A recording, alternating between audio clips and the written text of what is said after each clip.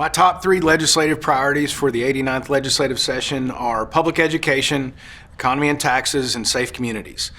The reason that I have those three as my top is because I believe that public education in Texas is so important to our communities, and it's important to the future workforce of Texas. I've always been a proponent of public education and will continue to be next session. The economy and taxes continue to be things that come up when I talk to people in the community, as we talk to people at doors, at candidate forums, at different the coffee shop or the diner. You hear about the economy, you hear about taxes, you hear about inflation and their effects on our everyday lives. That's why we delivered an $18 billion property tax relief, the largest in the state of Texas history, and also the largest in the country.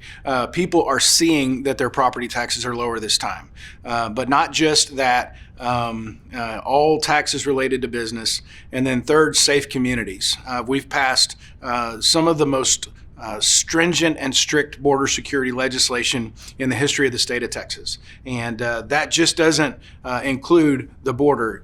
We are dealing with the fentanyl crisis, human trafficking, drug trafficking, and all of those effects that end up in our communities. Those are in Plano, Texas. Those are in Rockwall, Texas, and Wiley, Texas. So keeping our communities safe, making sure that we're adequately funding the Department of Public Safety, our Texas military, and our local police and sheriff's departments are very paramount to making sure that our communities are safe.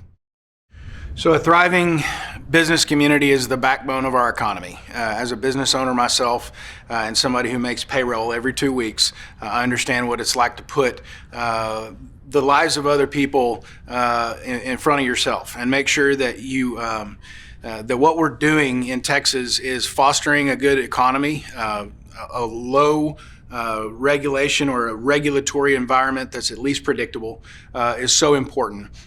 So a business economy being the backbone of what we do is important to me as a business owner, as a legislator, as a father and a husband. And I want to make sure too that it's always been important to me that the government be as small as possible, because I've always said that I like to keep the government out of our back pockets and out of our back office. So my top priorities for public education are funding of our public schools, starting with a basic allotment increase above $7,000 if we can. And I mean that funding public education as a whole, meaning funding students, facilities, teachers, retired teachers. The teachers need a permanent raise and they need bonuses. We have got to prioritize funding our teachers, funding the classrooms with an increase in the basic allotment, and then being very clear that I'm for the traditional constitutional funding of public education in Texas that do not include a voucher system. Transportation is a really big part of us, specifically in the DFW area. I live in Rockwall County, and just as I come over here, I crossed over I-30 and George Bush, and then coming through Plano. The mobility of the Dallas-Fort Worth area is so crucial and important, which is why we've made historic investments into transportation and water infrastructure in the area. Our communities are not getting any smaller. And so we have to make sure that we are not just being defensive in mobility funding, but being proactive. And so I think that for local businesses and for people that are just trying to get to and from work and school, we have to make sure we stay on top of this funding and that we keep people moving, because when people keep moving, that's when Texas thrives. I think that a sustainable management of our natural resources is paramount as we plan for the future and the growth that we are experiencing. Texas grows extraordinarily each week. There are people moving here from other states, and they're not bringing teachers, concrete, and water with them. So we have to make sure that we are planning for the future, but that the state and the local governments have a relationship to where we are collaborating on that growth, to where the local government doesn't grow or outpace the state and vice versa.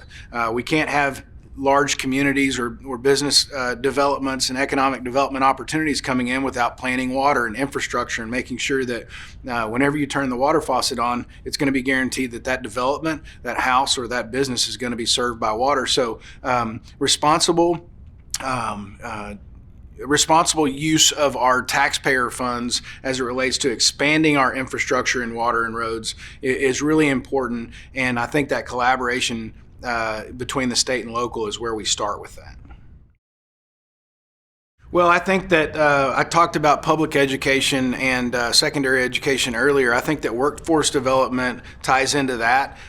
College isn't for everybody, but I think if we focus on funding and investing into programs for workforce development, for vocational programs, or even the trades, that there are massive opportunities within the DFW Metroplex for people that are going into the plumbing and electric industries, and even nurses. There's a huge opportunity for Texas to focus on where are we missing, where do we have holes in our workforce, and let's go out and educate the young folks that are coming out of high school, maybe not college, but focus on where the need is, and then provide avenues for them in a cost-effective manner. And we have so many good local colleges and community colleges and even four-year universities that are at the forefront of that fight right now.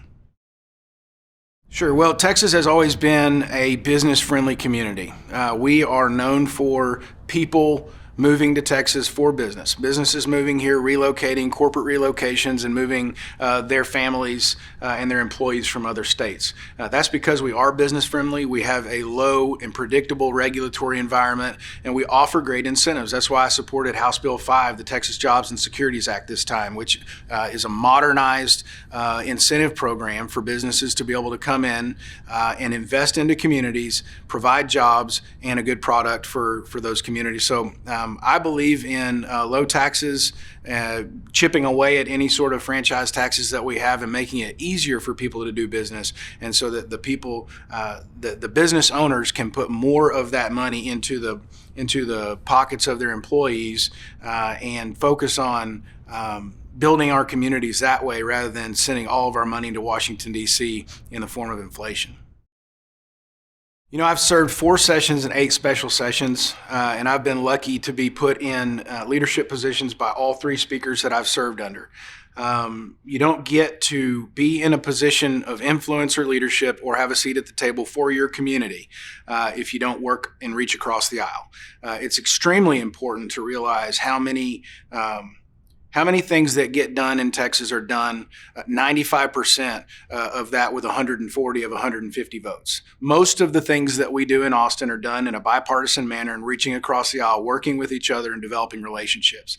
Each committee is comprised of members of both parties, and if you'd like your bill to get out of committee and it's important to your community, you have to get a number of votes, and it may not just be everybody in your party.